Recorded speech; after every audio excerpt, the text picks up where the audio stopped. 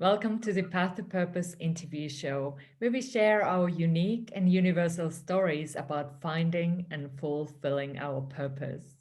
My name is Katja, and I'm your host and mentor for purpose-driven entrepreneurs. My intention for this show is to inspire you on your path to purpose. And today, I have a pleasure to interview Terry Wildemann, who is a certified coach, speaker, author, holistic practitioner, and the founder of Intuitive Leadership University. So she has many hats, and I'm super excited to have her here as Terry develops entrepreneurs and professionals into unstoppable, prosperous, intuitive leaders and practical business mystics by discovering and dissolving her clients' success blocks. So you are here for a treat as I will also ask Terry more about her path and her best tips to how to awaken the possibilities because the world needs your unique entrepreneur's leadership. That's what she says.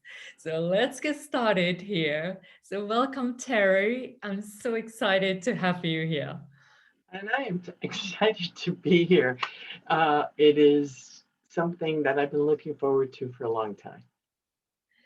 Could you please tell a little bit more about you as I introduce you very briefly and also share where you are located so we can put you on the map? Sure.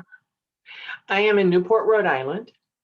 We've been here for about 25 years. We're a military family, so the Navy brought us here. I'm originally from the Philadelphia suburbs, Philadelphia, Pennsylvania, and I've had the opportunity to live in a lot of different places. Thank you, Navy. So it's been great. It's been a great journey doing that. So that's a little bit about my background. I have 3 kids. The oldest is a lieutenant commander in the Navy. The second one is a physical therapist, and my third is still in school. So we are a very fulfilled family. We have a lot of abundance in our lives. And it's fun to watch how the abundance lands in our lap. And that's one of the things we're going to be talking about. I Mhm. am all about entrepreneurship. I've been an entrepreneur since I was 18 years old. So it's been several decades.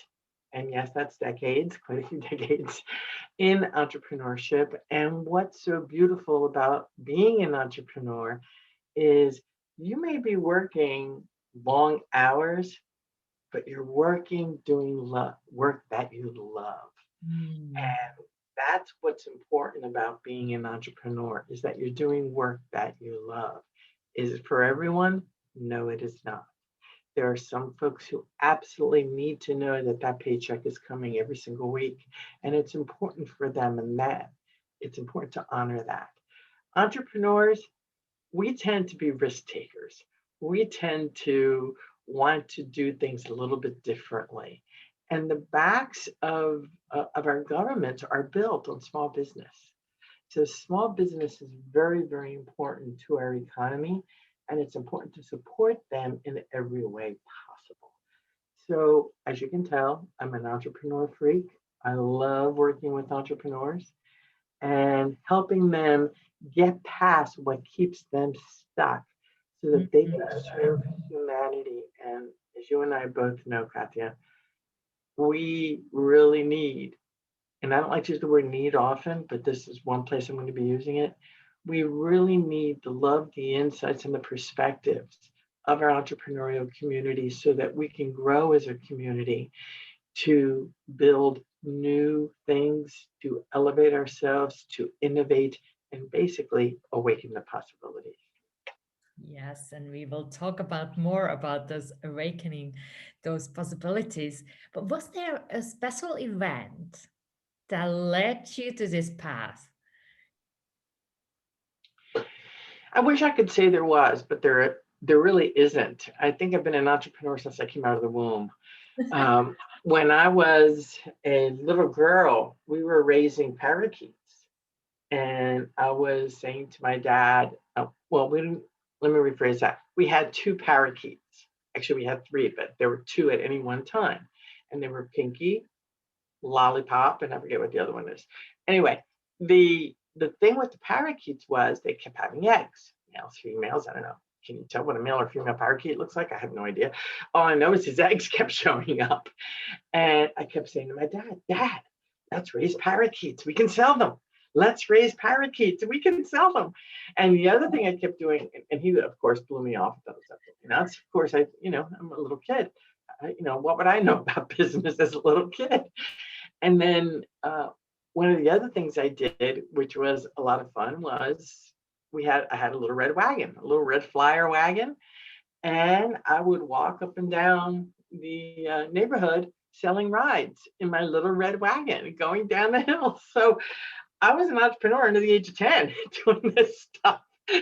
So there's no one real defining moment that I can say that I didn't have that entrepreneurial thinking.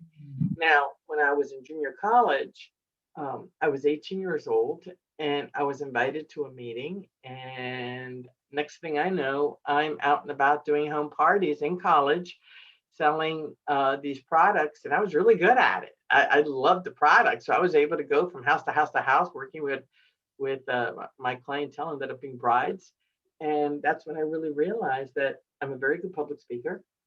I can sell anything that I believe in, and I was really good at what I was doing. So that was at 18. That was my first multi-level marketing company that I was involved with. Yes. And, Is there shared really keys already now? Like believing what you are selling. That is such a key. You need to first sell for yourself what you are selling, and that way you can then sell for others too. And I there's really, another piece to that though, Katja, yeah. and that is being of service. Mm, That was a lesson that I learned in my very first job. And it's still to this day huge for me. My first job was at a women's shoe store, and I had a boss that was not a very nice person. Um, I would spend a lot of time with the customers, and he fired me because I was only 16 years old. And he fired me because I was spending too much time with the customer.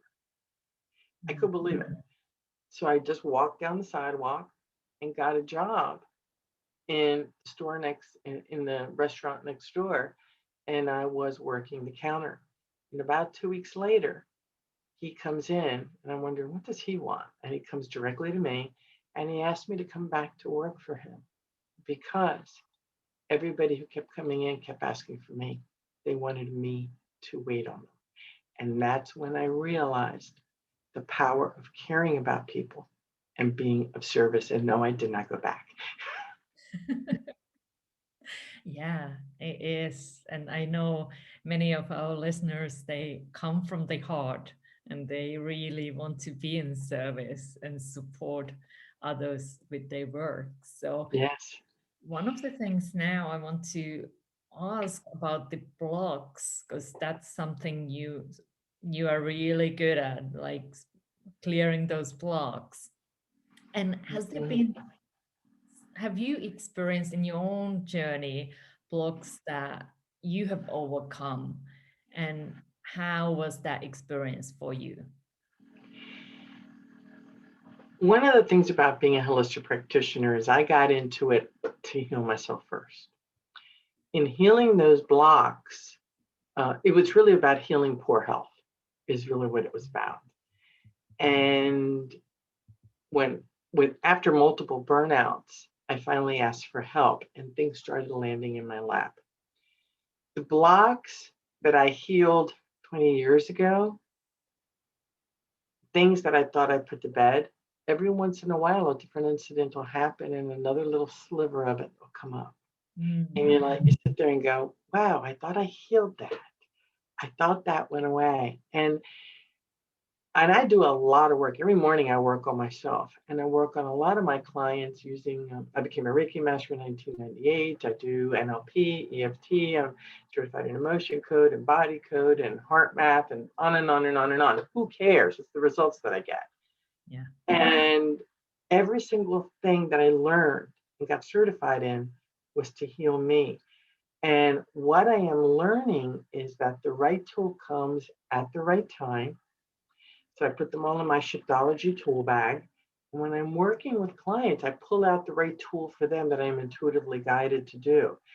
And the blocks, I had to really accept the fact that there's going to be blocks to certain things until the day I croak, because they're always there. And things that, I'm talking about things that come up that happened when I was 2 years old. It's like, you gotta be kidding me. Really? And you sit there and, okay, which tool am I going to use now? Da, da, da, da. Okay, that part's done. And we just keep shedding the layers of the onion and the layers of the onion, more and more and more. And just when you get to the core of that onion and you think it's all done, a whole crop of them grow in front of you. It's like the universe has such a sense of humor. It's like, okay, got it. Never mind. Yeah, I totally resonate with that. Like, and yes, universe has a sense of humor. And one of my spiritual teachers says, if it's funny later, well, it can be funny now. Yeah, Around that I line. like that. Yeah, because sometimes we look back and it is funny. Yes, in a moment, it might not feel like that, but if it's funny later, you can also laugh now. And in your opinion, why do so many people struggle with awakening to possibilities, prosperity, and success? well, a lot of it has to do with our programming. When we grow up, especially those of us who are highly intuitive, you're very sensitive. I'm very sensitive. And as you see behind me, I have my angels over here and I have my left brain books over here, and I sit right smack in the middle because I teach folks how to integrate the practical, tactical, and logical with the emotional, the energetic, the spiritual, and the intuitive. And to do that, to awaken the possibilities, it's really important to deprogram the programming. And that's where the success blocks come in. And it's challenging to awaken the possibilities because it means having to put a mirror up to ourselves. We need to take a real good look at ourselves and look at what we don't like as well as what we do like. And that happened to me in the early 2000s when I went to an ASTD meeting, American Society of Trainers and Developers, because that's what I am. I'm a professional trainer. And this woman started talking about DISC, and I didn't understand. I didn't know what it was. And it's a behavioral language. It's really a language of communications. And she ran my report, and I took it home. My husband was deployed at the time. I put the girls to bed. They were like 6 and 2. And I poured myself a glass of wine and I sat on the couch and I started reading this thing. And I'm like, oh, no way, that's not me. That's not me. That's not me. No way, that's not me. And I put it away. They don't know what they're talking about. And 2 weeks later, I picked it up again. And guess what? Everything I said that was not me was me. And it was such an eye-opening experience because from a law of attraction perspective, as a commanding officer's wife, I wanted to be able to really communicate well with my officer spouses as well as my enlisted spouses. I wanted to be able to really understand where they were coming from. So guess what? The universe provided for me in this DISC language of communication. But to be able to communicate with them the way they needed me to communicate, I had to learn about myself first. And that's what often happens in awakening the possibilities. We don't want to look at what's not working in our lives. And again, the programming often comes from our youth. It comes from our environments. It comes from past lives. It can come from a myriad of things. What happens in school, all these things put us in positions where we can put ourselves in a bomb shelter, so to speak, and we live life completely closed off. and our hearts are closed off and our minds are closed off. And we just move forward, propel ourselves forward on fumes. Yeah, totally. And if someone now has an inspiration to start awakening to possibilities, like, okay, I want to do that. And you mentioned one way, would that be the first step to take a look what's not working? Or is there something else you recommend for someone now who's listening and saying, yes, I want to do that. I want to awaken to possibilities?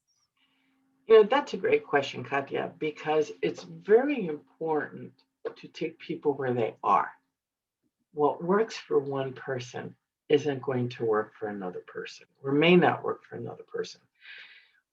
We as coaches and trainers have our systems, but it's also about being so grounded and centered that intuitively we are guided to ask just the right question and to listen to those intuitive hits and the answers to determine where to start working with each individual. It really depends on the person, who they are, what their experiences are. I would love to be able to say, oh, well, yes, we're going to definitely start with the disc profile.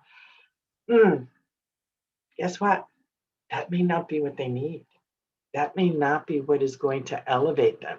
Is it going to give some illumination to the problem? Yes, this will definitely do that. However, is it going to assist them in that moment to shift where they are to where they want to be? This may be something we do 2 months down the road. It may not be at the very beginning. So it really is important to recognize that our processes and our systems would do well to be flexible and take people where they are at. Does that answer your question? Yeah, it is beautiful way, and I highly recommend people also to reach out to Terry because she's super intuitive and she can support you to get this help to awaken to possibilities because we are not here on our own. And how can Terry people find more about you and your work? Well, they can go to intuitiveleadership.com. That's intuitiveleadership.com. They will see everything that we offer there, our courses, our coaching programs. We have VIP days, one-to-one coaching. We have all kinds of juicy, fun things to help entrepreneurial leaders to shift and be the best that they can be. Beautiful. And you've shared amazing wisdom here. I'm so grateful to have you here. And now, to wrap this up, I'd like to ask if you have a special message that you would like to share with the audience. Most powerful thing we have is our heart. And when we breathe deeply into our heart and let go of control, the answers come and we can awaken the possibilities by just releasing and listening. And we listen with our eyes, we listen with our ears, we listen with our heart. So just breathe deeply into your heart and just listen to what comes. Oh, that was so beautiful. Thank you so much, Terry, for your time and all the work that you do in the world. Thank you. And thank you for watching Path to Purpose interview show.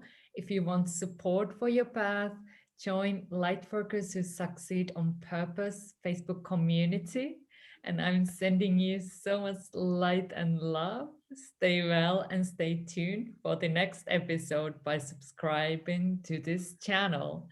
And also check the previous episodes. Bye for now. Thank you, Katja.